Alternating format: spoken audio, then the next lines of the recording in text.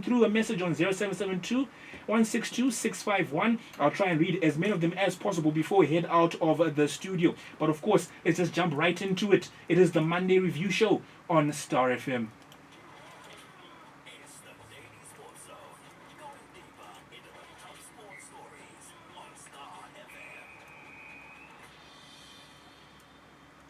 The Daily Sports Zone brought to you by Copy Spare Parts Distributors. We have good news for all civil servants. You can come along for credit facilities for all your purchases. Visit any branch near you today for those credit facilities.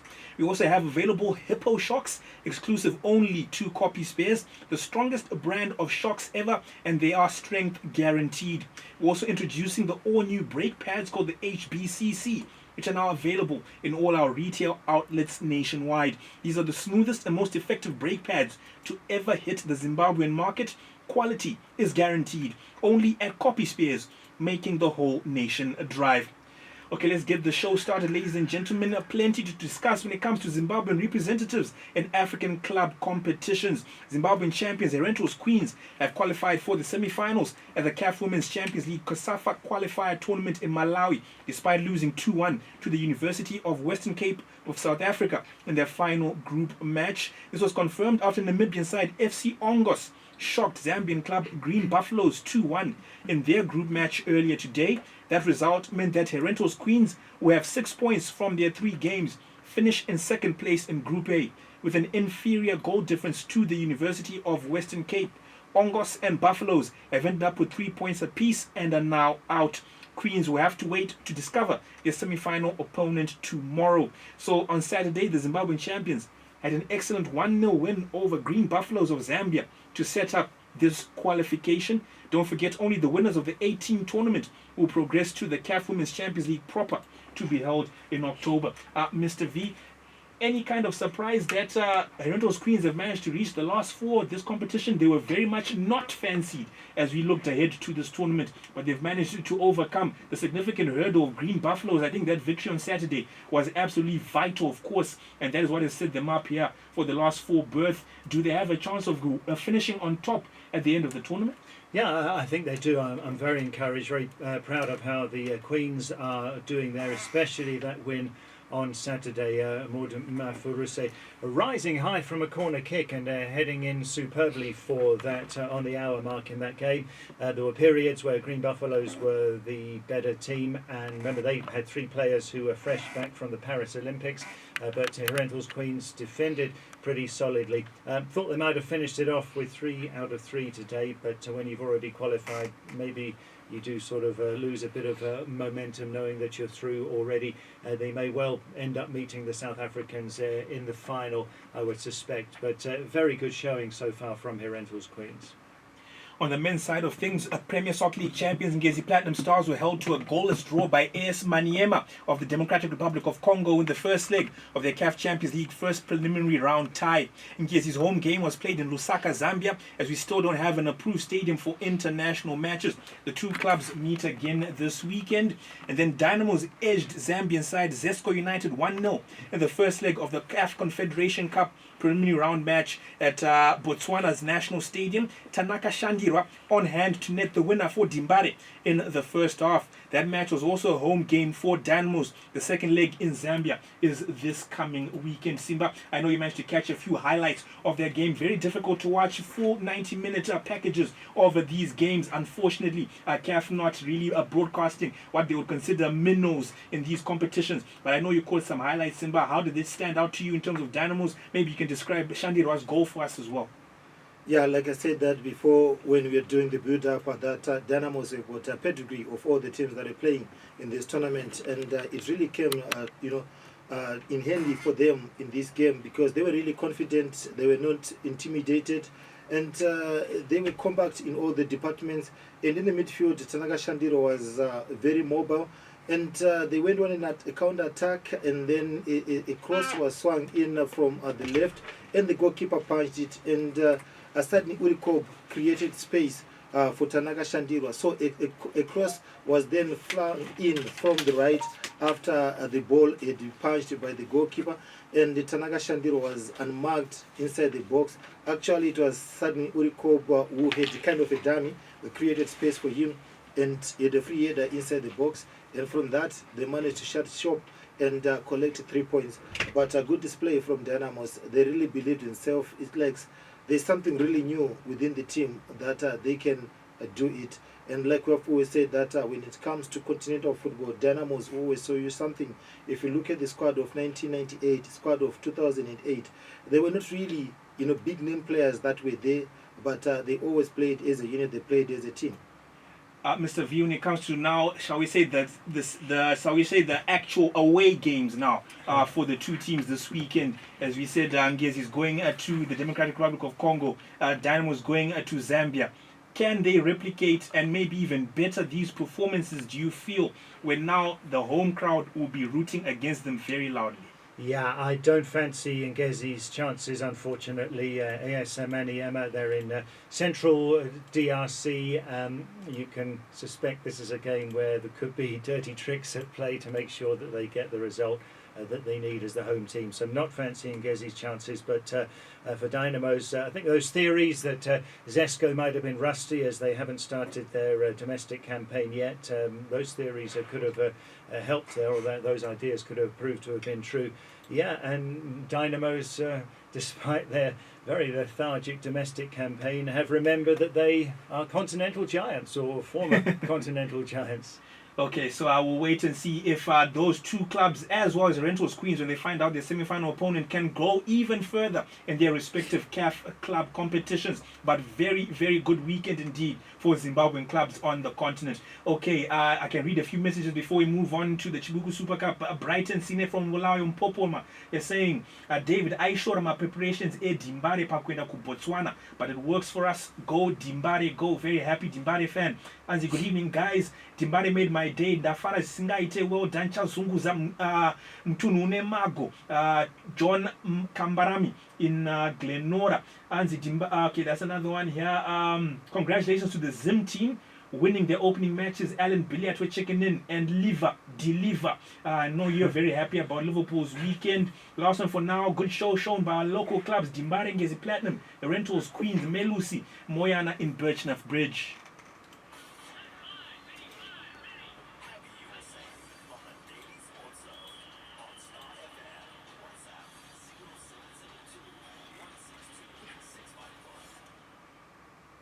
Back home, plenty of football, of course, was going on. The country's only top-flight knockout competition, the Chibuku Super Cup, took center stage with 6 first-round matches. League leaders FC Platinum beat Tel 1-0 at Mandawa Stadium thanks to an Oscar Bebe goal. Caps United won 1-0 away to Bikita Minerals. In-form striker William Manondo scoring the winner to give Caps a 3rd win in a row in all competitions. Yada beat Chicken In 5-4 on penalties at Luveve Stadium. That match had ended 1-0. Highlanders dismantled Greenfield 3-0 at Barberfields thanks to goals from Melikai Ngube, Robile Ndlovu, as well as marvellous Chigumira. Manika Diamonds, they had been struggling to find the back of the net in the league. They finally scored their first goal since June as they trounced Chibuku Pirates 3-0.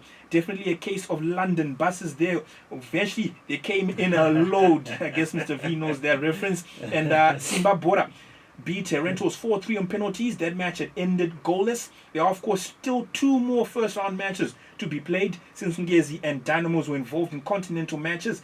Ngezi Platinum will be taking on Walayo Chiefs. Dynamos will be against ZPC Kariba.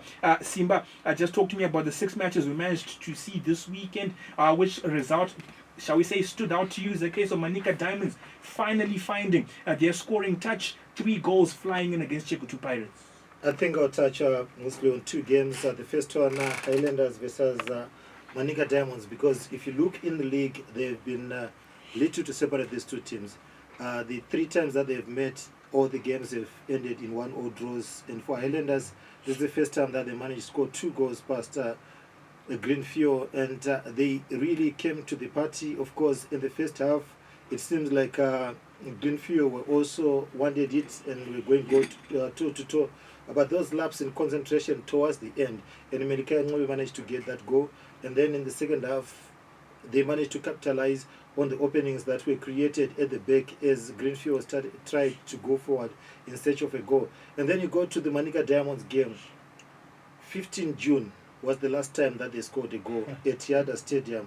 And it was Charles Teguru who scored against Yada at the Hart Stadium. And again, he was the man to break the duck, getting the first goal and the second goal. And I think there was something special for them because, you know, the pressure that was coming in from the league games and now in the cup games, you manage to score. It gives you some confidence, breathing space coming into this next weekend's game against Cape United in the league. So for Manica Diamonds, I think kind of rejuvenation that they got from this and hope it will continue in the next league game that they're going to play. And for the other games, I think it was also about luck.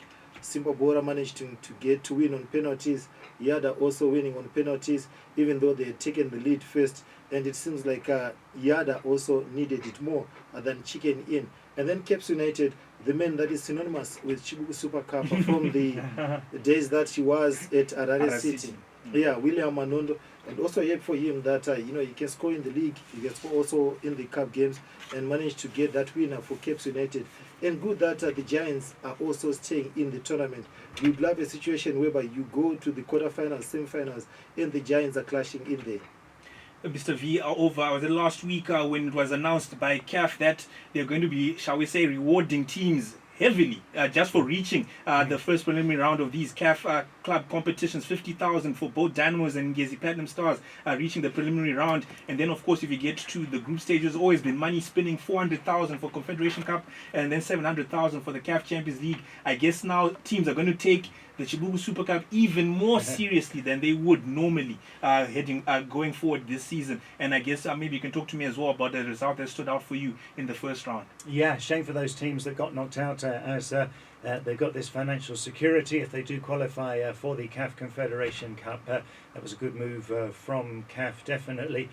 William Manondo, we have to check what his official figure is. Some people will tell you he scored about 140 goals in the history of the Chibuku Super Cup. I think it's something like, he's in the 20s, isn't it, Manondo? Yeah. He's been an amazing goal-scoring machine in the competition. Great result for Highlanders. Marvellous Chigumira, the right-back, very exciting player. He's having a good season. Bulldozing right-back. He just ran through the defence to score his goal, the third for Highlanders. So, yeah, that was a good result for Bossa. All right, a few more of your messages here. Caps United win, Man United win. My weekend was good. Milton from Wulayo, thank you for listening. Chelsea will bounce back. All the best to our team in the CAF second legs. Alima Gombo and Gurue, thank you. Glory, Man United. Ino Burai, Sunshine in Eastview, thank you as well. Chairman Kubudiriro 3, Antishandi Rachibaba, that's all you have to say. Yes, he did. He won the game for Dynamos. Tendai Mzondiwa Nyatsime. Dynamos would thump Zesco United by 3-0 to qualify for the second round of the CAF Confederation Cup. That would be some result if they managed to do that in Zambia.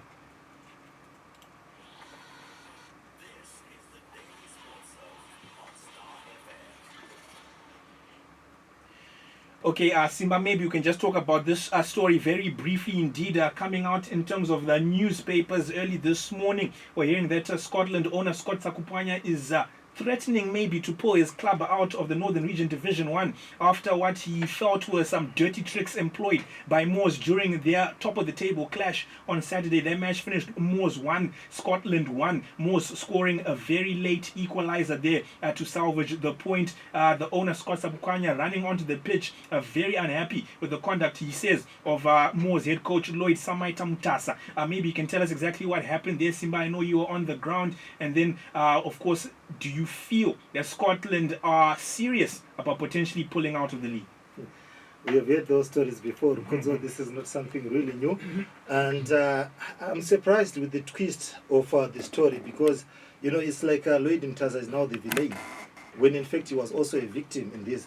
And what authority is Scott Sakupanya when it comes to dealing with coaches, or when you feel that somebody might have done something like you say that you know, he used what is he accusing Moors of having done? He's saying that you were using juju on you know, on their goal area. And how do you quantify that? You see, my biggest surprise is the twists that are happening to the story. because nobody is talking about when he charged towards Lloyd Mtasa, and it seems like Lloyd is now the villain in all this. And what authority does Scott have that he has to deal with such issues? Because if he has got a complaint, that should have gone through the right channels. And in this instance, nothing has been sent to the Northern Region Soccer League so far. And again, charging onto the pitch, trying to make instant justice to a coach of an opponent. No, we haven't seen that in terms of even the owners of the teams. Even you look at Innocent Benza, he plays inside the field, and at times his team might be aggrieved, but he hasn't seen him doing that. Farage here is the chairman of the PSO, but you've also not seen him doing such things when his team is, when he kind of feel like they have been aggrieved. Even his friend, Walter Maguire, hasn't done such things, when even his team is playing. So it's something that I think, people don't need to spin it the other way. The truth should just be said as it is. Okay, so I will be discussing that issue even deeper on the Monday Night Sports Extra when you have more time. I'm sure David Seng will also have something to say about that. So do tune in at 9:30. The Monday Night Sports Extra will be talking more about the controversy there at Ngoni Stadium in Norton on a Saturday. Let's move over to cricket now very briefly. Women's 50-50 challenge. Yesterday, Eagles beat Rhinos by 9 wickets, bowling them out for just 45 runs. Keles Ndlovu took 4 wickets in the win there for Eagles. Then Tuskers beat Mountaineers by 55 runs. Nomvelo Sibanda, she's been in fantastic form this competition as she took a further 4 for 18 with the ball for Tuskers. You are listening to the Daily Sports Zone, proudly brought to you by Copy Spare Parts Distributors. At Copy Spares, our product range includes suspension components, service kits, engine components, lubricants, timing components, brake and clutch components, body parts and accessories. You can also contact us on our website, that's www.copyspares.co.zw. Our Facebook page is Copy Spare Parts Distributors. On Twitter or X, you can find us at Spares Copy. LinkedIn is Copy Spare Parts Distributors, or even on TikTok at Copy Spares. Hurry now to Copy Spares and experience our world-class service at affordable prices. Copy Spares, making the whole nation drive.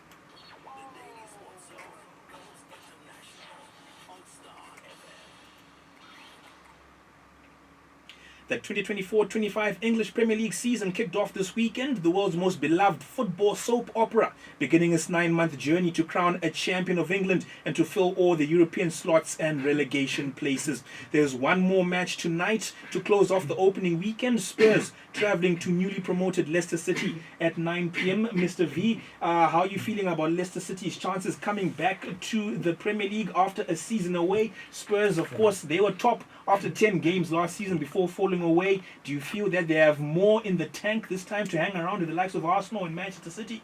Yeah, Jamie Vardy injured, so it's a tricky one. Patson Daka as well. One of their other top strikers injured, so it's going to be very difficult this for Leicester. I thought you were going to start with a team that's on top of the table. We're getting there, Mr. P. We're going to get there. Let's just focus on today's match, though, for the moment. Just maybe just a result, a prediction for the Spurs-Leicester game, and then I promise we'll talk about your beloved Seagull. Okay, Spurs to win 3-1. Not by 4 goals, otherwise they'll knock Brighton off the top of the table. All right, then. Let's, of course, look back on some of the action from match day 1.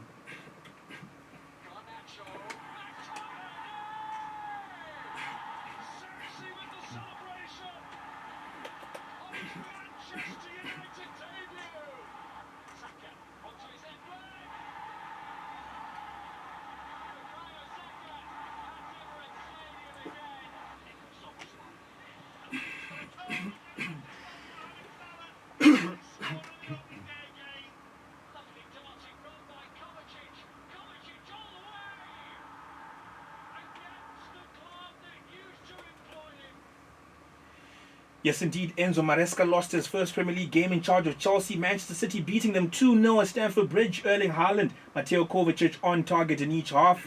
Arsenal, comfortable 2-0 winners over Wolves. Kai Havertz and Bukayo Saka are scoring there. Liverpool also won 2-0 away to Ipswich, giving new manager Arne Slot a great start to life in England. Diogo Jota and Mohamed Salah netting in a 5-minute period in the second half. Manchester United needed just one goal to beat Fulham at Old Trafford. Joshua Zirkzee, the new signing, applying a deft touch to an Alejandro Garnacho cross. And yes, as Mr. V alluded to there, Brighton are on top of the league thanks to a 3-0 thumping of Everton at Goodison Park. Mr. V, I'll allow you to wax lyrical about your Seagulls. Of course, they're not going to be on top for very long, so you might as well do it now. Absolutely. I mean, Man United fans made noise for the 16 hours, I think it was, that they were on top from Friday until end of Saturday afternoon. So, yeah, first time in our history as Brighton. We're top of the table and we might spend a week there if we are lucky, depending on the outcome of tonight's game. But yeah, exciting players Brighton have got with Fabian Hertzler, 31 years old, the youngest manager ever in the English Premier League. Elsewhere, though, Liverpool, very exciting the way they turned it on in the second half, although it took quite a while for them to break down Ipswich, who were pretty good in the first half, and Mateo Kovacic, maybe most valuable player of the weekend, because he was great there in Rodri's absence, and they got the job done. Chelsea need quite a bit of work, definitely there. Probably Man United as well, because that was a late winner, wasn't it? When yes, it wasn't looking that good. Yeah, interesting opening weekend. Well, yes, Manchester United's winner came in the 87th minute, but Bruno Fernandes probably should have put them at the very least 1-0 up by half-time. He wasted quite a few chances there. Mason Mount also had an opportunity when he couldn't beat the goalkeeper in a one-on-one situation. United, I think, yes, they left a few goals on the table, but it was a bit of a struggle for a large part of that match. Simba, maybe you can also touch on Chelsea there. Some people, Chelsea fans in particular, are not really despondent by their performance yesterday. They were playing the champions. City didn't really get out of second gear to win that game, but there are some promising signs for Chelsea if maybe they can get a better striker. Yeah, indeed, Rukudzo, not really outclassed, of course, the scoreline reading 2-0, but when you're playing against Man City, the champions, you expect that it was not going to be an easy ride for Chelsea, or expect them to win. If it was going to be a fluke. But for Man City, I think also good for them. The headline makers getting on to score. You've got Haaland getting on to score, and Kovacic scoring against his former team. Something really sweet for a player to really show that they are missing something. But I think it was also a statement of intent from Man City that they are here also to retain the title that they have been holding for the past 4 seasons, because you look at their team without Rodri, still looked compact, and they are the team to beat this season. But I also look at the other games. I like the fact that Saka also scored, and like I said, that you need those headline makers to get onto the score sheet. Mohamed Salah also scoring, Diogo Jota also scoring, and these are the kind of stuff that you need at the start of the season. Indeed it is. Let's move on briefly to La Liga as well. Spain's top flight Barcelona began life under new boss Hansi Flick with a 2-1 win away at Valencia. Champions Real Madrid were held to a 1-1 draw by Real Mallorca. New superstar signing Kylian Mbappe struggling to make an impact. Mr. V, maybe you can touch on this briefly as well. Mbappe, number 9. It's a position he hates. He's got the number 9 on his back, but the actual position as the central striker, he absolutely hates it. Yesterday it showed why he really wasn't shall we say, a factor in the match as much as Real Madrid fans would want him to be. Do you feel that he's going to destabilize the Spanish and European champions moving forward? Yeah, I think he's going to have to settle, and the coach has got to find something that works with him, especially after you spend all that money on him. It'll be nice if there's a real contest in Spain this season. Lewandowski 2 goals for Barca, and former Germany boss Hansi Flick, one of those as a penalty. I think it'd be nice for us neutrals if it does end up as being a hard-fought contest this time, rather than Real Madrid breezing away with it. Okay, finally for today's edition of Daily Sports Zone, in the Rugby Championship, New Zealand thrashed Argentina 42-10 with the first half blitz of 5 tries, avenging their defeat to the Pumas last week. South Africa once again overcame the poor Australian Wallabies 30-12 in the rain in Perth. Okay, let's just read a few of your messages and then we head out of the studio, leaving you in the hands of Linda Muriro for Muriro on Monday. Love Mokashao in Kwadzana 1 saying Man United will be back on top come weekend against top of the table Brighton. How about Kovacic's handball? Simba, I know you have a thought on that. When the ball is blasted from 50 centimeters away, yes, the hand is up, but surely that is ball to hand. That's what I grew up with in terms of the rules. I don't know why people are saying that's a penalty. Was that a penalty for you? I remember the goal, was it Kukurela at the World Cup, Germany versus Spain? The Euros. It was Euros. Yes. Yeah. I think a similar situation. Okay, so that wasn't awarded either back then. That wasn't awarded, so it shouldn't have been awarded yet. Yes. So it wasn't a penalty. John Peary in Mount Pleasant saying Arsenal Bora, very happy with your start to the season. Anzi Manu, now we must up our game. Obizita Mamala. I know you know your football 100%. I think we're in trouble when we go to the Amex Stadium this coming weekend. And now that Gundogan is coming back to Manchester City. They will win the treble again this season. Takuza Murenji in Durban, South Africa. Is he going back to Manchester though? I'm not too sure about that one. Mapranga Homework, Glenview H, you're tuning into the show. Thank you. Anzi White Collar, where Tottenham. I wish Ngezi Platinum Stars kuti iende mberi D1 yane bora. This year a lot of people shall we say flocking to watch second tier Zimbabwean football indeed. How are you? Dynamos has it within their spirit that always propels them to swim against the tide and succeed. Another 0-1 victory away from home is on the way. Mudara Benjamin Manyanga, where Dynamos believing in Dimbare's African pedigree. Okay, Mr. V, what about rumors of Ilkay Gundogan returning back to City? I'm not too sure, Mr. V, if you have some thoughts on that one. I know he wants to leave Barcelona, but is he going back to Manchester is the question. Yeah, it is. It's strange that you can still do these transfers after the season has started, of course, because there's still a lot of unknowns as we get towards the close of the transfer window. Yeah, it will still be a great asset for the club, no doubt, and I think there's still other transfer business to be done at other clubs as well, so keep on watching for the next couple of weeks. Oda Samanyanga pa banquet for the third week running. Caps United Rukufadzama supporters isu 5 in a row for Manchester City this season, and last one for today or for this show anyway. Liverpool and Dynamos Makadadisa Brightmore Zenga Mashinge well Liverpool. Okay, ladies and gentlemen, that is it for today's edition of the Daily Sports Zone, brought to you by Copy Spare Parts Distributors. We'll be back again at 9:30 p.m. this evening for the Monday Night Sports Extra. Right now I leave you in the hands of Linda Muriro for Muriro on Monday, right here on Star FM, your first choice for sports.